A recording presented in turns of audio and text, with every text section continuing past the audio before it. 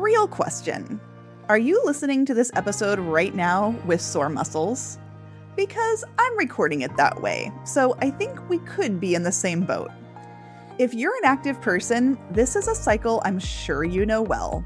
Physical effort, fuel, recover, and repeat. While so many of us are great about optimizing the effort part, today I want to draw your attention to the other half, recovery.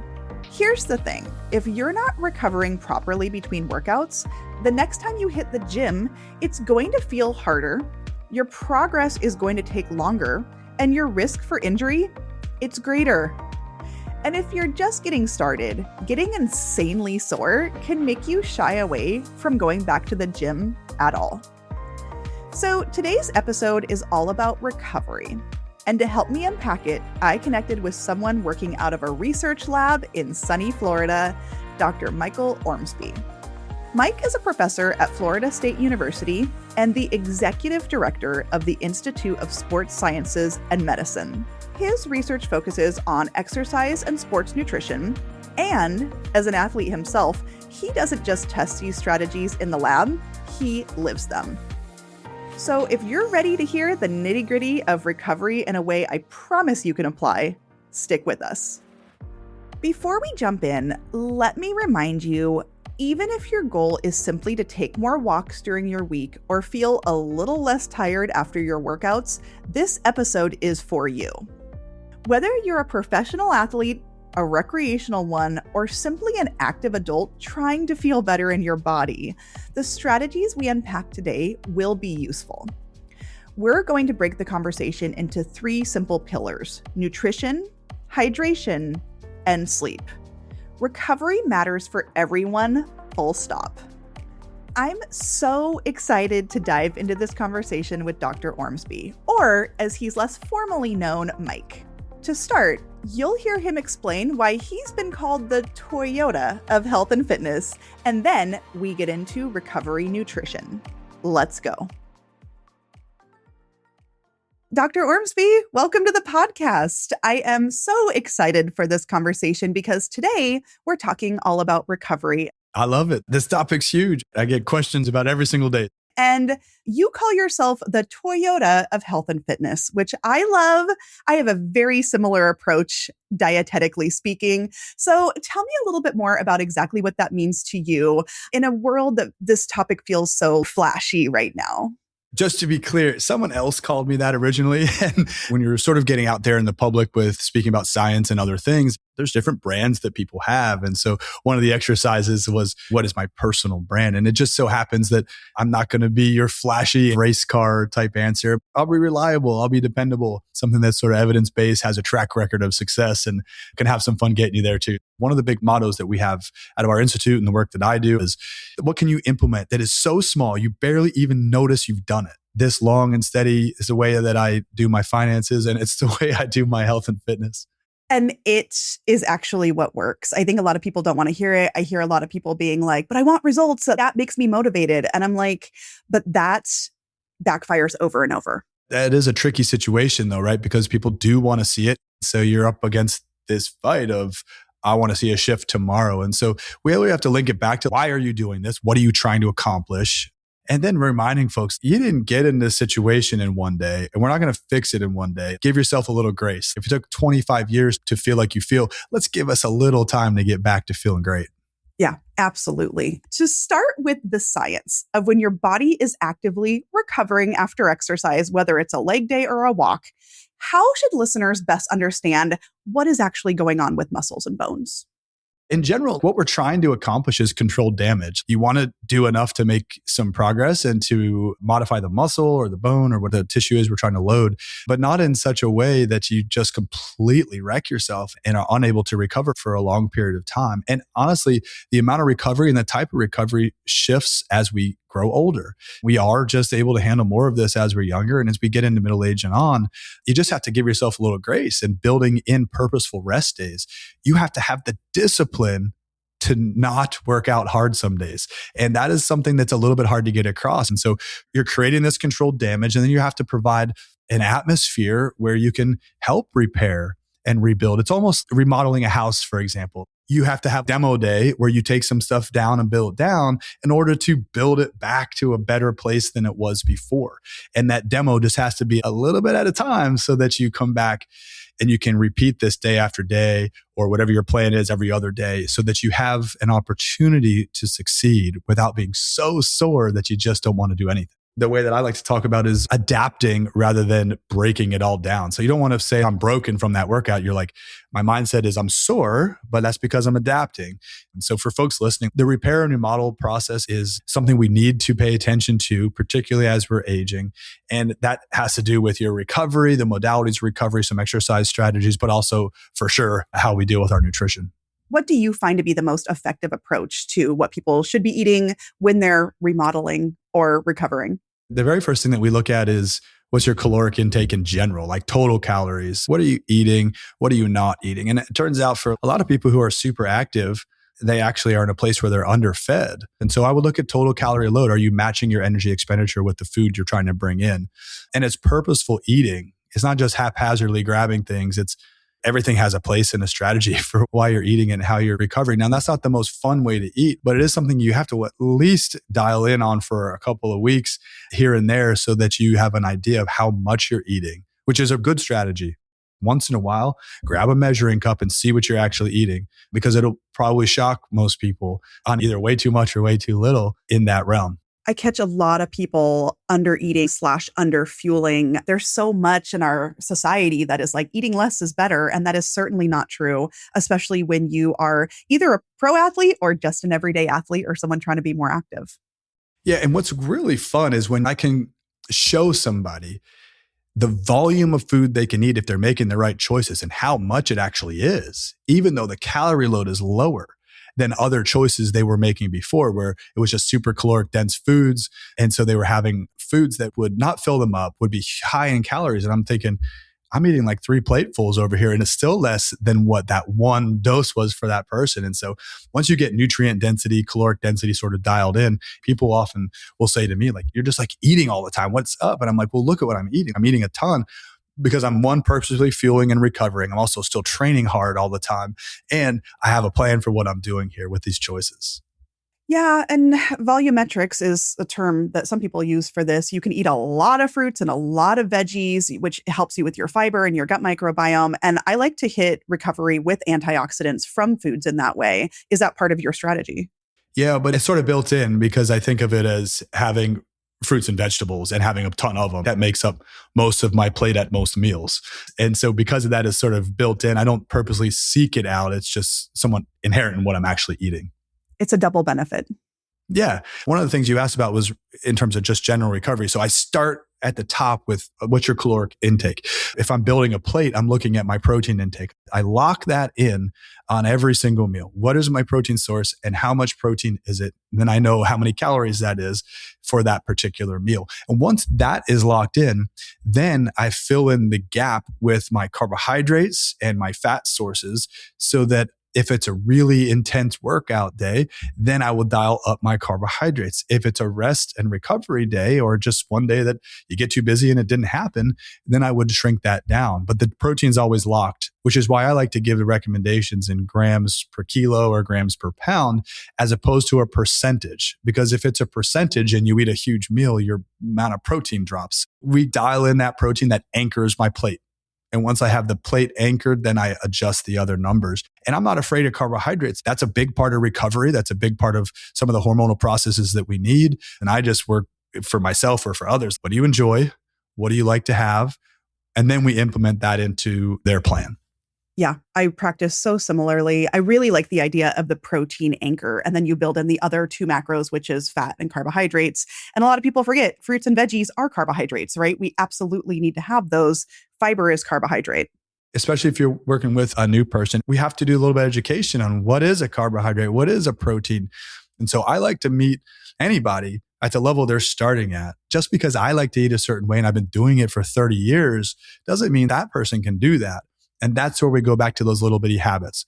You and I have both been doing this for a really long time. And I think a lot of people listening are like, well, how do I know how to do that? And the message from me is you don't have to figure that out alone. So I have a huge luxury of having a lab right next door to me. And so If somebody has access to a university, a lot of times they have an exercise science or nutrition department where they can measure this stuff for you. Now, there are some calculations that I would start with if you don't have access to those things. They're free, they're online. Most of them will actually get you pretty close. But if you really want to dial in, then I would go ahead and test your resting metabolic rate. And then you can actually understand how many calories you do need to be eating. And this shifts over time. In fact, a recent paper came out just this past week from UNC Chapel Hill from Abby Smith Ryan's lab. And they were able to show that through the perimenopause and to menopause shift, that the resting metabolic rate actually came down. The calculations were overestimating that. Oh, interesting. I've heard anything from resting metabolic rate going down by 200 or 300. Were they seeing more? Yeah, that's right. They were dropping over time. And so that's a shift that sneaks in. You don't understand it's happening. And they ended up having some issues with overeating and they didn't really even notice it. And that's just a side effect, a process of life for women. I'm really glad you bring that up. We talk a lot about midlife. We talk a lot about hormonal shifts here. And to what you said, fitness changes as you get older. It's not always static. Yeah, there's so many reasons why. And there are some answers, but there's not a lot of great ones. So I know a lot of women that have struggled with this phase. I mean, fortunately, we're having more evidence and research come out that helps support women in this phase. But right now, it looks like there's a small shift in caloric needs. There's probably shifts in how you feel, which may make your exercise or your workouts maybe not as intense or as hard as they used to be. Plus, it's a time when you're potentially caring for children and parents. There's a lot of stress in your life. It's also the highest earning potential of your life. And so there's these stresses that just come in and weigh on it and upset the energy balance equation in one way or the other. And plus, you have actual physiological shifts in the receptor numbers of your adipocytes so that you're storing fat differently. All these things sort of hit at the exact same time and creates a perfect storm to, one, not understanding what's happening, and two, feel like you're swimming upstream for sure.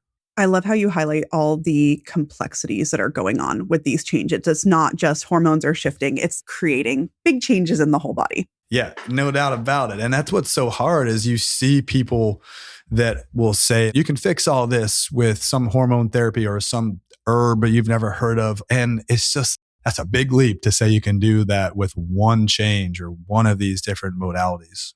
Totally. Yeah. We have some really great episodes on the pod that we can put in the show notes about menopause. And I love that you're bringing it up here too. This episode is brought to you by Orgain. I'm always looking for protein sources that are nutritionally well balanced. And right now, Orgain has new ones at Costco that are worth knowing about. Try their new 30-gram A2 Ultra Filtered Protein Milk Shake. Why A2 milk? Well, most milk that people drink comes from cows that produce both A1 and A2 beta-casein protein. When A1 protein is digested, it may release more of a peptide associated with digestive discomfort. A2 milk comes from cows that produce only A2 beta-casein protein.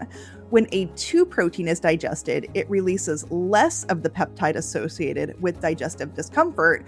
So, for a lot of folks, A2 milk is simply easier on the stomach. With 30 grams of protein, 2 grams of sugar, and only 160 calories, it's a great choice on the go. Available now for a limited time at Costco in creamy chocolate. Check them out at Costco.com. I knew I was going to be aligned with Mike's approach. We've talked about it more than once on this podcast. It all comes back to the small, barely noticeable habits you can reliably do. It's not flashy, it's functional. So, as we look at this practically, there's a myth I want to bust that connects directly to everything Mike and I just talked about. For this myth-busting minute, I want to tackle something you've probably thought after a workout that maybe didn't leave you wrecked the next day. If I'm not sore, I didn't get a good workout in. Well, let's unpack that. Muscle soreness is really an indication that your muscles were challenged in a new way, either through a new movement or an unfamiliar intensity.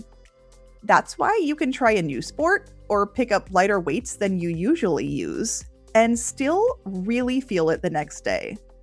It's not always about how hard you went, it's about how it challenges your body in new ways. On top of that, genetics and lifestyle both play a role in how you personally experience soreness. So if you're not getting as sore as you used to after your regular workouts, that's actually just a sign that your muscles are adapting. This is a situation. You don't want to be so consistently sore that your body never gets a chance to recover. But you do want to be challenging yourself with new movements and engaging different muscle groups over time. It's one of the reasons I recommend working with a personal trainer if that's a fit for you. They can help you do this in a more controlled, progressive way that keeps your body guessing without running it into the ground. Bottom line, no soreness does not equal no progress. Your body is just smarter than that. Okay, now that we've busted that myth, it's time to tackle another huge piece of the recovery puzzle: hydration. And after that, we get into sleep and whether fueling before bed is actually a good idea. The answer might surprise you. I do want to talk about hydration because I think this is another place that my clients at least really struggle. Talk to me about hydration in regards to fitness recovery. This is always a fun topic to get in. So I would say that by and large, the literature will say that at least for athletes, and I think it will apply to everyday folks too, even with knowledge, they're showing up to game day in a underhydrated state. And so most people are walking around a little subpar in terms of their hydration status. So that's just sort of in general. And then with the athlete data, that for sure, like they're showing up 1-2% dehydrated or underhydrated as they come into a game scenario. And we know that little shift impacts things like reaction time and their ability to focus and have cognitive decision-making abilities. And so that's not a good thing. And so what we like to say is hydration starts before exercise, not after. We should be really thinking about this and pre-planning. One of the simplest strategies that I implement every day is the very first thing that I'm doing when I get up and walk into my kitchen is drinking a full glass of water. And even if I don't feel like I want it, I will do that every day just to set the boundary, set the basement here in terms of like where I want to be starting from. Now, the other parts of this vary quite a lot. But then when it comes to like sweat loss and the environment you're in, that will change so much. It's individual, how much you sweat. I'm in Florida, so it is going to be hot and humid. And so here we have to think about that a lot. It makes a difference. And we'll see athletes walk in with headaches and discolored urine, and they're certainly underhydrated. And we'll do a USG score, urine specific gravity, and it'll tell you exactly where you're at in terms of underhydrated, normal hydration, or overhydrated. And so your hydration status starts before exercise, and then it finishes with recovery. And we have got to replenish what we lost in that session. But the bottom line is make it purposeful. Like the research that shows planned drinking strategies always do better than doing this just haphazardly. And so if you just have a strategy, okay, I know I'm going to have a glass of water, a full one, right when I wake up, boom, you're set there. And then people have other drinks, right? Coffees or teas or whatever that is. And then make sure you're having set times where you know you're going to actually drink actual water. I think that's a good way to approach it. People just get so busy and sometimes you don't realize that you're thirsty and all of a sudden you worked out and then you lost several pounds of water. And I feel like instead of being reactive and chasing it, I really like to help people do what you're talking about, which is be proactive. Drink water in the morning. I have people fill up their water bottle so they have a visual for the day and they're trying to hit their targets that way. 100%. And then the backside of that is if you've lost 1 pound, then you should probably replace at least a pound of fluid on the backside. And so you can easily measure that as well. Now, it gets a little bit nitty gritty. Some of it you can just do with a urine spot check, although that's not always 100% accurate, but that's a good somewhat of a barometer. If you have dark brown urine, you probably need to drink some fluid. And then we have to just be a little bit cautious because sometimes different supplements and different foods can actually change the color of your urine. So you just need to be a little bit aware of that. But by and large, you can use the urine check sheet and feel pretty good about what choices you're making. What is a pound of water? How much is that? So we'll replace with 16 ounces of fluid, and that'll get us back pretty close. I guess we should probably talk about overhydration because there are times when you can drink way too much water, and that can be a really big problem. And actually, in people who are physically active, we see cases of this, which is called exercise-induced hyponatremia, where you have very low sodium because you've drank so much water without the addition of salt to it. And that can be a problem. So you do need to be careful not to drink too much water, but that's not usually what we're seeing. I'm glad you bring that up. I just feel like there's some of these little sayings out there. My clients come to me and they're like, well, I know I should be drinking a gallon of water a day. And I'm always like, is that true? What thought process goes into that? What does that mean for you, your fitness, where you live, your body size? There's not just one suggestion that's right for every person. Yeah. And I'll tell you, one of the big things people miss in this is how many fruits and veggies are you eating? Because there's so much water in some of them that you're getting a lot of water through your food choices. But if you're somebody who doesn't eat any of that or very little, now you're in a deeper hole. Yeah, it's a great point. To continue the conversation about rest and recovery and sleep, this is another area that I know there's a lot of research and I see people really struggle. How important is sleep when it comes to recovery, and how do you manage this? It's absolutely critical. You've got to take care of your sleep. And I think we've been in this overstimulated, underslept environment where people brag about working late night and pulling all-nighters, and I'm supposed to be impressed by it. That doesn't impress me. What I want to know is how you can get your work done while you're awake. Be efficient. And honestly, I struggled with a massive bout of insomnia not too many years ago and had to really work through some problems. And it just got me hyper focused. We were already studying it in the lab in terms of outcomes from how food impacts sleep, but we ended up looking at different strategies like structuring your environment and how we do other things with light and exercise and things to impact our total sleep. But it is certainly critical to recovery processes. So much of that happens while we're asleep, not only cognitively, but also in our muscles and as we regenerate and growth hormone spurts and all that.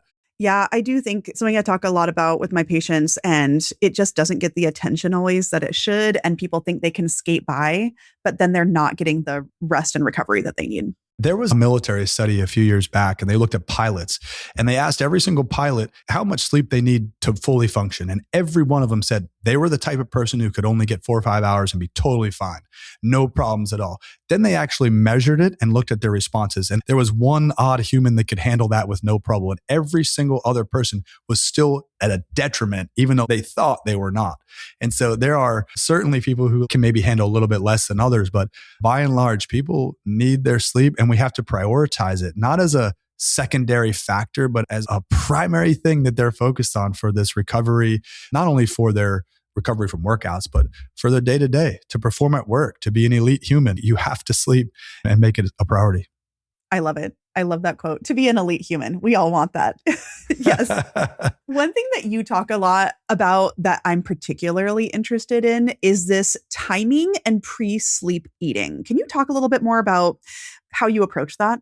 Yeah. So we got very much interested in timing of food before bed. And so when I was just starting my research career at FSU, I would always eat at night. I never thought anything about it, but I was making choices that were typically a protein dominant food or food choice or even just a protein shake. And I would have that all the time. I never thought about it. And then there was a show at the time called The Biggest Loser on TV, which would have all of these trainers saying, stop eating, don't eat after 6, don't eat after 7. And even today, you'll see many of the podcasts, guests and hosts saying, don't eat 3 hours before bed. It will completely wreck you, blah, blah, blah, blah.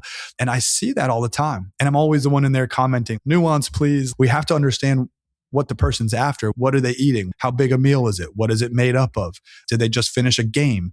If you look around at professional sport, everything takes place at night. Everything. Many people work out after work. And so if you've depleted yourself from a workout and it just happens to be the nighttime, you better have something to come back so you can go again and be recovering and then go again tomorrow. And so our perspective started early days. Well, let's feed things that we see people eating. And I was pulling off of what I had known from the bodybuilding community and the people who lift weights all the time, where they would purposely wake up and have a protein shake. If they woke up to use the restroom, they just have a shake sitting there. They just down the shake and go back to bed. People still do that. And we put together a series of studies detailing what specifically 30 to 40 grams of protein would do for recovery, would do for performance. And ultimately, we started looking specifically at sleep and what is it doing to sleep. And so that's where we've come over the last 17 years. That's really cool. I hope that this alleviates some anxiety for anyone listening I can only work out after my kids go to bed at 9, but then everyone says not to do that and then I can't eat. And it's this barrier when actually maybe that's the most realistic thing for you and you still need to fuel your fitness. So time of day of workout that's so hard. Getting your kids to bed and going to work out, like that's a hero that can still pull that off. So kudos to those people going to do that. If that is your scenario and that's the only time you can do it, then that's the only time you can do it. You have to make it work for you.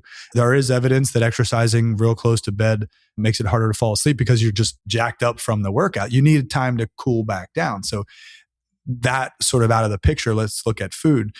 You need to recover. All of our data show no interruption with sleep, that show an improvement or no change in recovery, one or the other. Nothing is showing a negative. And we look specifically at fat metabolism. So we are able to put microdialysis probes directly into your belly fat. And when we put those probes in, we can see the fat liberated from your fat cell in real time. And we didn't see any difference in any of our studies so far looking at this when people take a pre-sleep protein or not. And so for us, that shows protein and small calories. We're not talking a huge meal. It's like 150 calories.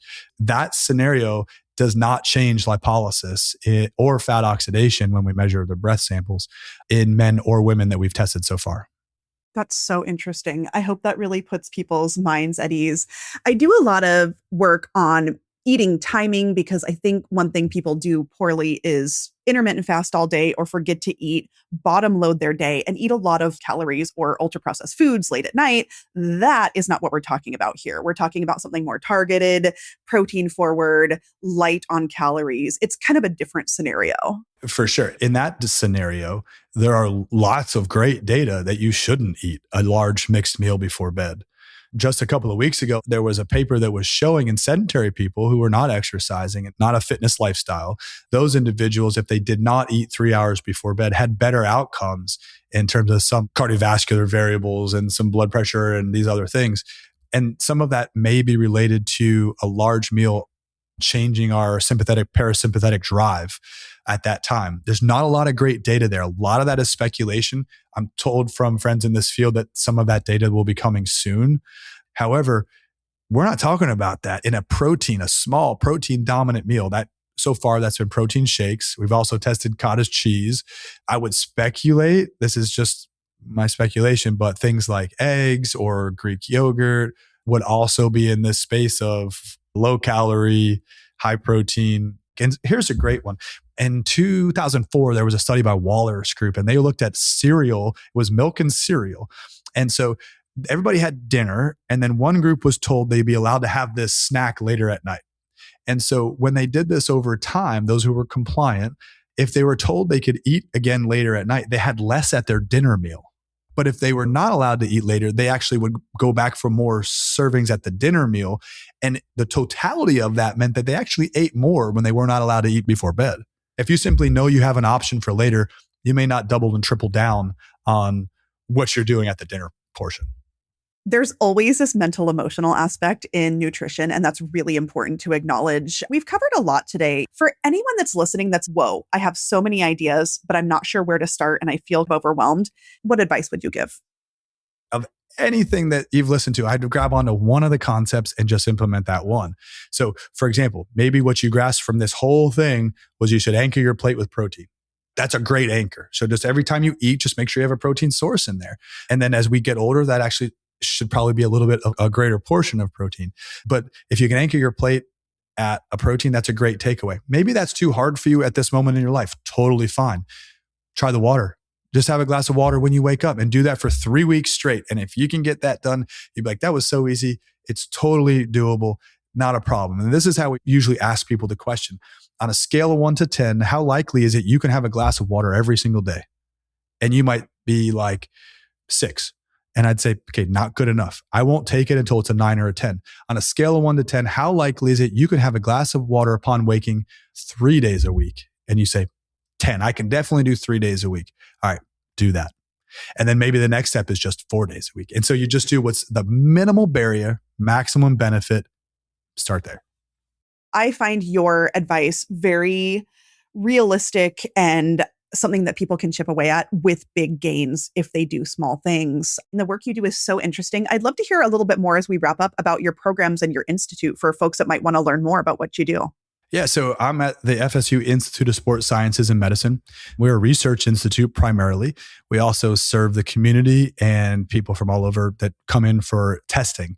So all of our research grade equipment is available to the public, and people can book to come in and do VO2 max testing, lactate threshold testing, resting metabolic rate testing, potentially work with one of the dietitians, potentially get training in our muscle lab that's right attached to us. So many different services that folks will want to use. We even have an anti-gravity treadmill some people like to come and run on. So there's lots of things that the community can get testing for, and working with experts that are here training to be experts. There are PhD students, there are postdoctoral fellows, there's professional staff that are all here trained in this space, and it's a really good community. And the easiest way to find that is just to Google FSU ISS. And then to see what we're up to, the best places for that are probably on one of the social media outlets, and they can either just go to Mike Ormsbee, I post everything that we're up to, or our institute is at FSU ISSM.